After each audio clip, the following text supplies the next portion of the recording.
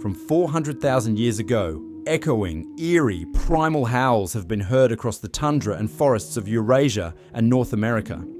These howls, capable of being heard from up to 10 miles away under certain circumstances, are made by the grey wolf, the largest extant species of canid.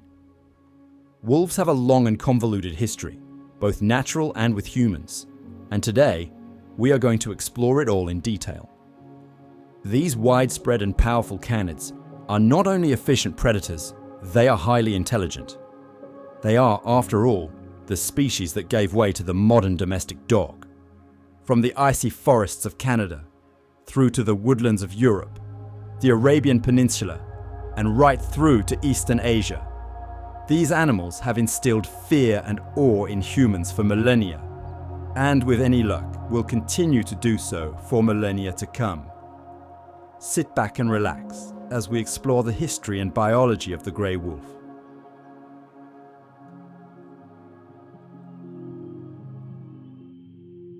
Of the 37 extant species of canid living on planet Earth, the grey wolf, or Canis lupus, is the largest. Measuring between 1 meter to around 1.5 meters in length and around 80 centimeters at the shoulder, wolves are imposing animals covered in thick grey and white fur to keep them warm and disguised against the cold northern landscapes in which they can be found.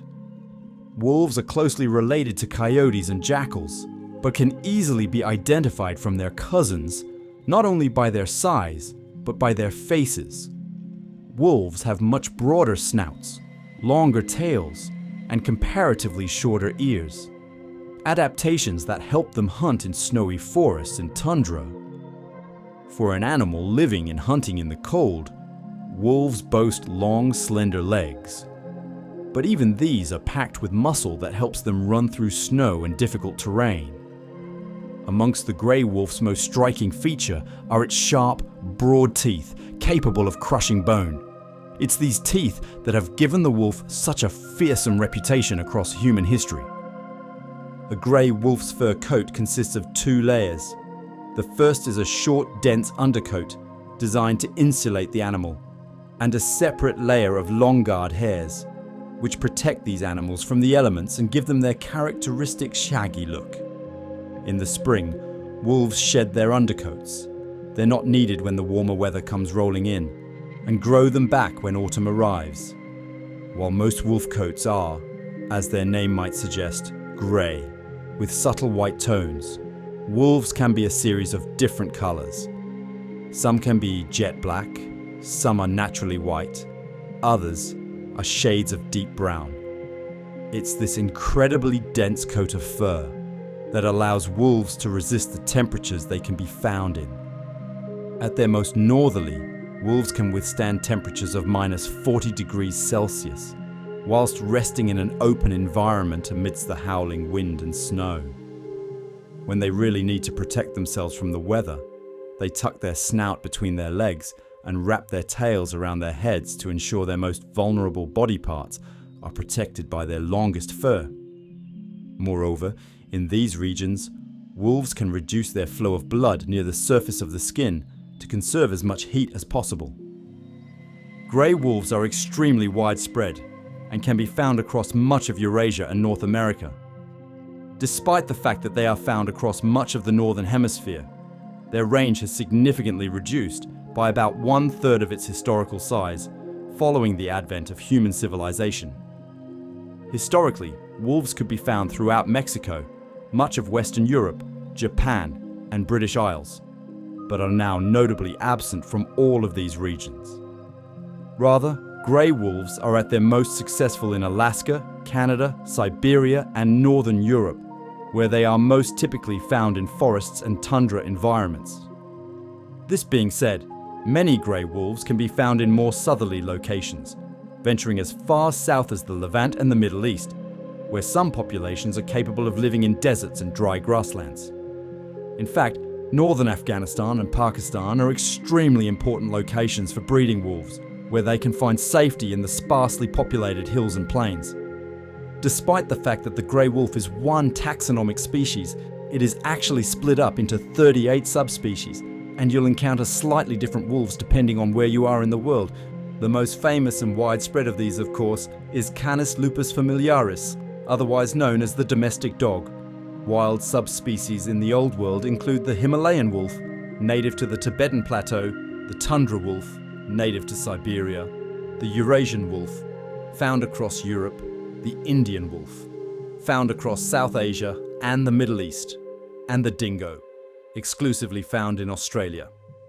The dingo is in fact a basal lineage of domestic dog that now lives feral in Australia, and while it and the domestic dog are occasionally linked under the name Canis familiaris, some still consider them to be taxonomically wolves.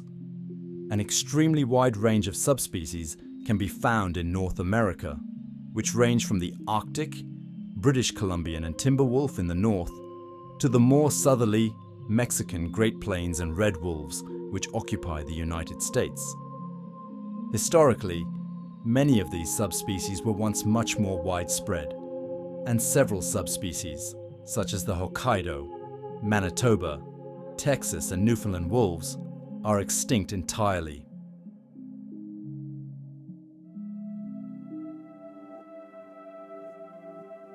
Wolves, just like dogs, are extremely social animals, and most individuals live their lives as part of a pack. The term lone wolf denotes an individual that spends its life outside of the pack. And, while this does happen, lone wolves are often alone temporarily while they are between packs. Most packs consist of between 5 and 8 wolves in the wild, but exceptionally large ones have contained up to 42. Young wolves usually leave the pack between a year to 4.5 years of age, and are usually ousted out when competition amongst adult wolves starts to arise.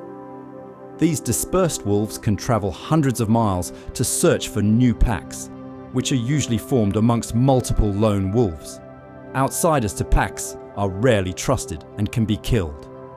As you can imagine, wolves are extremely territorial animals and preside over massive territories, over 14 square miles on average, with the most desirable territories having reliable, consistent access to prey. Amazingly, the largest pack ever recorded belonged to 10 wolves in Alaska, who ruled over a colossal 2,422 square miles. Once established, a wolf pack's territory will rarely change unless a rival pack forces them away, and to avoid this, wolves will avoid hunting and resting on the edges of their territories. Territories are typically established with scent marking on trees and rocks, or through howling, which can carry considerable distances. Being social animals, wolves are complex communicators and convey messages to one another not only by vocalizations, but through touch. Body language can help wolves discern what another is feeling. For example, an animal with raised hackles is threatened and confrontational, while one with its ears drawn back is perhaps scared or intimidated. The behavior most closely associated with wolves is howling, which features widely in popular culture concerning these animals. Contrary to what you might have read, wolves do not howl or bark at the moon, and the moon has no effect on wolves' behavior. They do howl as a means of gathering their pack mates to commence a hunt, or to pass on an urgent alarm message to warn others of approaching danger. It's not just the howl that gives wolves their intimidating, commanding reputation in the northern wilds, however. And just like dogs, these canids will whine, bark, growl and yelp to convey different emotions and signals. Wolves prefer to communicate through scent, however, and will leave potent urine marks around the borders of their territory to send a warning to others that their presence is not welcome. Wolves can pick up on the scent of another's urine for around 2 to 3 weeks after it has been left, which means that they don't need to constantly be reinforcing the borders of their territories. Pack hunting in wolves is perhaps one of the most intimidating and awe-inspiring sights in all of nature. And these intelligent animals are known to work together to bring down prey animals much larger than themselves by cooperating in this manner. Some of the largest terrestrial mammals in the northern hemisphere are preyed upon by wolves, including moose, musk oxen, bison and elk. And while pack hunting helps to get the job done more efficiently and safely, Lone wolves have been observed bringing down all of these herbivores in the wild unaided. Even when hunting in a pack, however, wolves need to be extremely careful. Success rates for hunts are not particularly high, given the defense mechanisms employed by their prey to ward away hunters such as wolves. A misplaced kick from a moose or a bison's headbutt can leave a wolf injured or worse.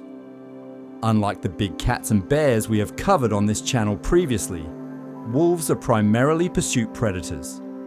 While they can and do ambush animals that are quick to flee, they are very well equipped for maintaining high speeds for long periods of time, and for that reason often take energetic, fast-moving animals such as deer. As a wolf chases its prey, it will bite the target as often as it can.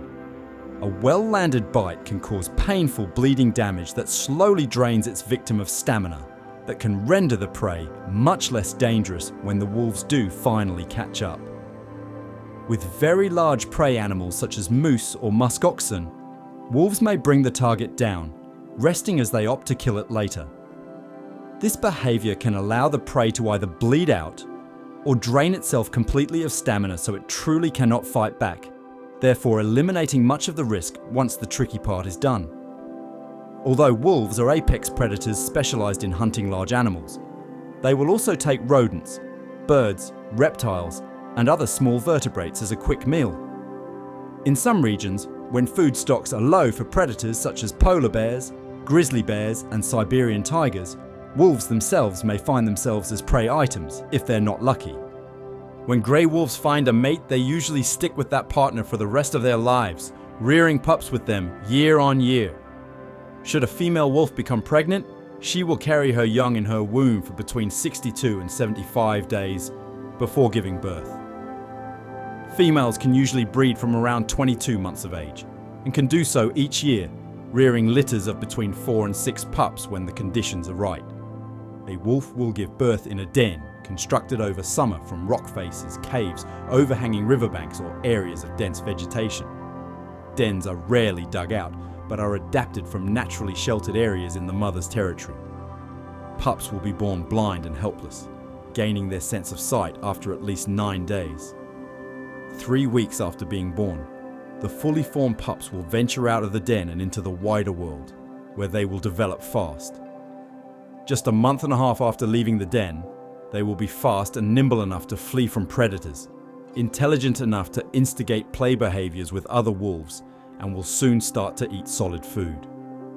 A few months later, wolves will be able to join the hunt and bring in meat for the rest of the pack, and will start to instigate real fights with other wolves to establish dominance amidst the rest of the pack. The strongest wolves, male and female, will rise to the top of the hierarchy, becoming the alpha pair. While they are dominant, alpha wolves do not rule with an iron fist and maintain the social structure of the pack, preventing power struggles and defending their relatives from harm. Just like domestic dogs, wolves are extremely intelligent animals. Their pack hunting capabilities and wide range of communicative methods show this, but it goes deeper. These animals plan their hunts, tracking prey for long periods of time before commencing the chase, calculating which individuals will occupy which roles in the process. Studies show that wolves have superior cognitive abilities to most domestic dog breeds and can clearly understand cause and effect when learning, playing, and hunting. Moreover, these are emotional animals, capable of changing their behavior to reflect happiness, fear, anger, or curiosity.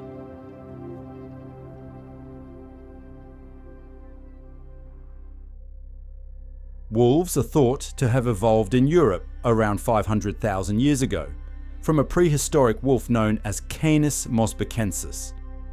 This was the direct ancestor of the wolf, a species that stalked the European woodlands and plains of the late Pleistocene epoch, when mammoths and woolly rhinoceroses still roamed. When grey wolves first came along, they were not physiologically identical to the wolves we know today. They were more robust generally, with thicker teeth and shortened snouts. These are features that can be seen in extinct carnivores that were adapted to hunting Pleistocene megafauna. And it is thought that early grey wolves did just that. Competition was high in the Ice Age, and wolves needed to be able to process food efficiently and quickly, or risk having their kills stolen by bigger, deadlier predators such as the saber-toothed cat Homotherium, or the opportunistically omnivorous cave bear. The most ancient wolf subspecies are the Indian wolf and the Himalayan wolf, which are thought to have split off from the European lineage of Canis lupus around 200,000 years ago.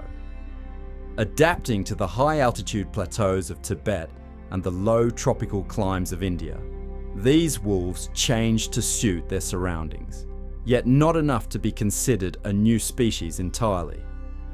Then, around 12,500 years ago, a population of wolves crossed the land bridge connecting Asia and North America at what is now the Bering Strait in Siberia, leading to the establishment of New World lineages. Eventually, anatomically modern humans migrated out of the African continent and into Eurasia, and with them, brought the technology to build their own settlements on the barren plains of the Mammoth Steppe. Little did either party know it to begin with, but the domestication of the wolf into the dog would soon be underway. Wolves could easily find scraps of food by skulking around the edge of settlements populated by non-hostile tribes of humans. The longer they did this, the tamer they became. The tamer they became, the more they began to rely upon humans for food, and an unshakable bond soon grew. Dogs were bred selectively for desirable traits that could help humans accomplish certain hunting tasks, and as history progressed, certain dog breeds are almost unrecognizable as the descendants of Ice Age grey wolves. The most basal, ancient breeds of dog that are still in circulation today are the dingo, basenji, and gigantic Tibetan Mastiff, although only the dingo closely resembles ancestral wolves from the three. As tribal settlements advanced into civilizations and communities, wolves became intertwined with folklore and mythology. Ancient cultures used the wolf liberally in their stories and oral traditions, most notably in Europe, where wolves evolved.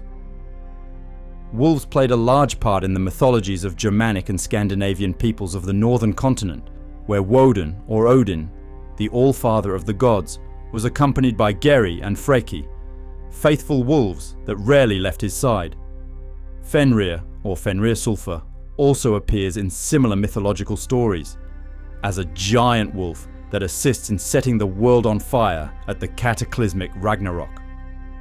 Wolves also found their way into the names of ancient Germanic peoples across northern Europe. Common names across Anglo-Saxon England, North Germany and Denmark included Wulfhere, Ernwulf, Wulfhetten, and Wulfdregel.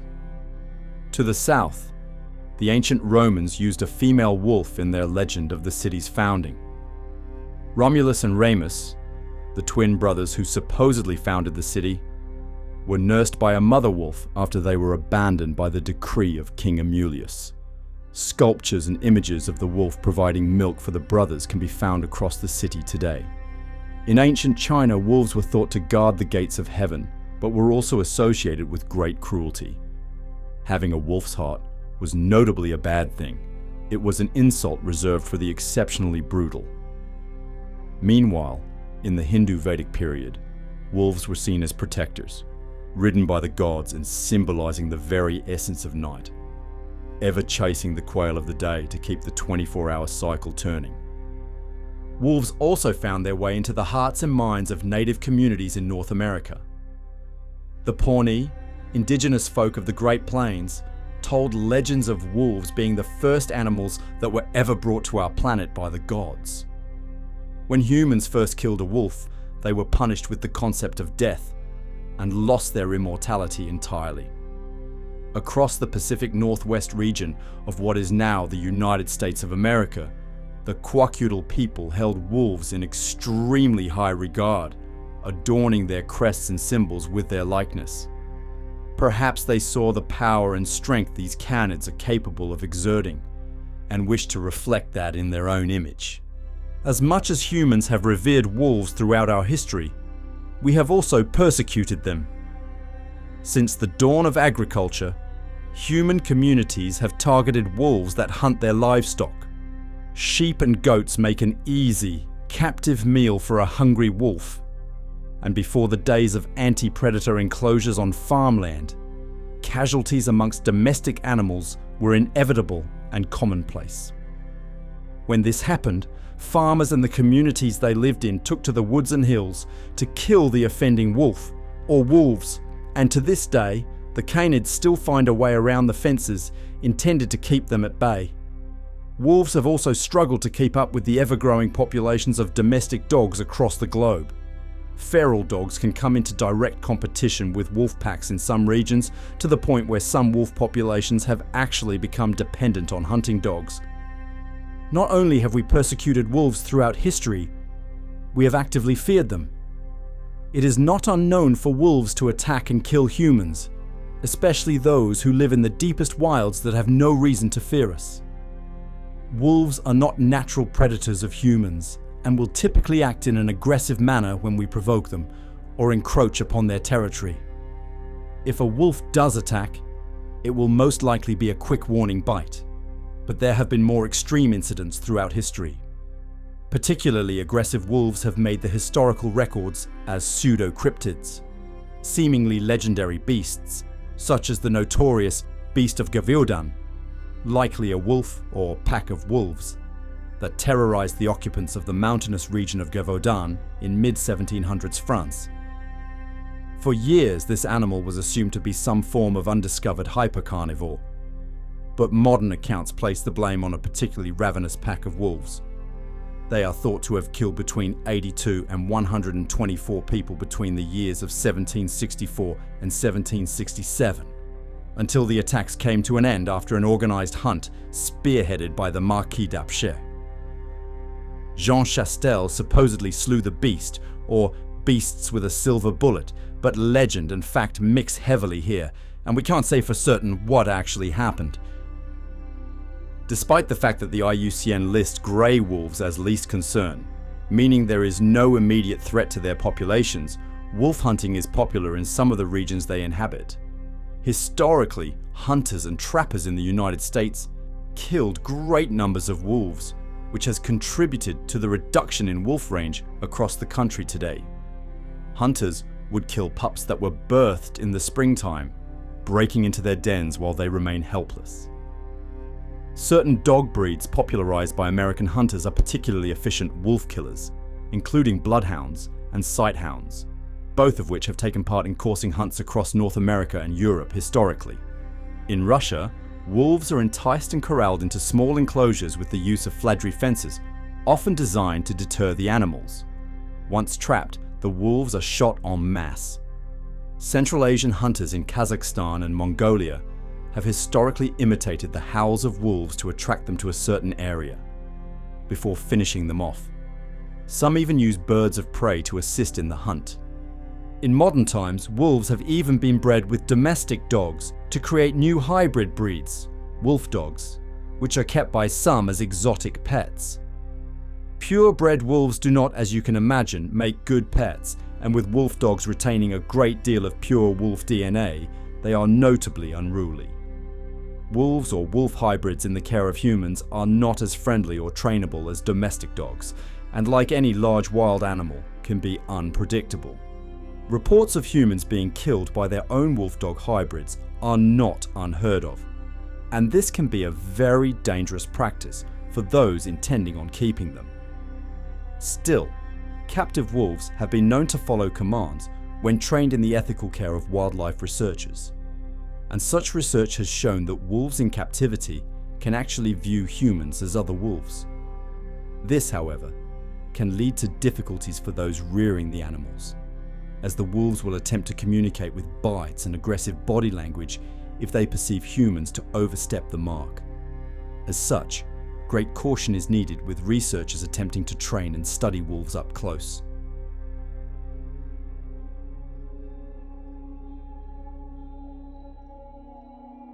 While the grey wolf as a species is not endangered, several of its subspecies are. The red wolf, a smaller subspecies native to the southeast United States, is considered critically endangered by the IUCN following centuries of struggle to cope with human advancement across North America. Once commonplace across the southern states, the red wolf can now be found only on the Albemarle-Pamlico Peninsula on the North Carolina coast. Captive breeding programs have helped to increase numbers of wild red wolves across the peninsula, especially following the passing of the Endangered Species Act 1973. Point Defiance. Zoological gardens in Tacoma, Washington have historically led the efforts to reintroduce red wolves to the wild, but more effort is needed to firmly establish a stable population. Likewise, the Mexican wolf subspecies has suffered a similar fate. Once common from South California to West Texas and down into the Mexican Chihuahuan Desert, Mexican wolves can now only be found fragmentarily in northern Mexico, New Mexico, and southern Arizona. Thankfully, Mexican wolf numbers do seem to be on the rise. In 1998, just 4 wolves were left in the entire world, living only in Arizona, but year on year, conservation efforts have helped them to rear healthy pups. In 2024, there were 286 Mexican wolves distributed across Arizona, Mexico, and New Mexico, and with any luck, this number will continue to rise. It's not quite the same as their historical populations, but perhaps eventually they will get there. Similarly, efforts are underway in Europe to reintroduce grey wolves to regions they have been extirpated from. This is no small task. Wolves require miles of unspoilt natural wilderness with sufficient levels of prey animals in order to thrive in the long term, and such habitats themselves are in decline. In northern and western Europe, conservation groups attempting to rewild habitats with wolf packs have faced backlash from local populations who don't want to live in close proximity with large predators, particularly in northern Scandinavia. Reintroducing wolves to the highlands of Scotland and the woodlands of England is currently being debated too. Britain has a notable lack of large predators, as many were hunted to local extinction throughout the Ice Age and early Holocene, leaving an absence of bears and lynxes as well as wolves. The main problem would, again, be backlash from local communities at the ideas of having packs of wolves running wild in Britain's forests, as well as making sure that enough prey animals were present to keep these large carnivores satisfied. In reality, rewilding Europe and North America with wolves would be beneficial. Wolves are important apex predators that regulate populations of grazing herbivores such as deer. This in turn prevents the herbivores from overgrazing, which keeps habitats healthy and ecologically diverse. After all, wolves are natural products of evolution who adapted to fill a vacant ecological niche. They are supposed to be here. With wolves regulating the number of grazing animals present in an ecosystem, lush woodlands can grow, which can provide habitats for endangered species losing their homes with the advancement of human technology in the West.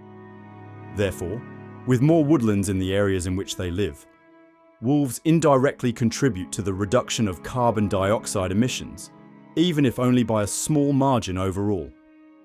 Yes, wolves can pose challenges to humans and their livestock, but overall, it would be beneficial to introduce these carnivores back into the natural world in which they once thrived.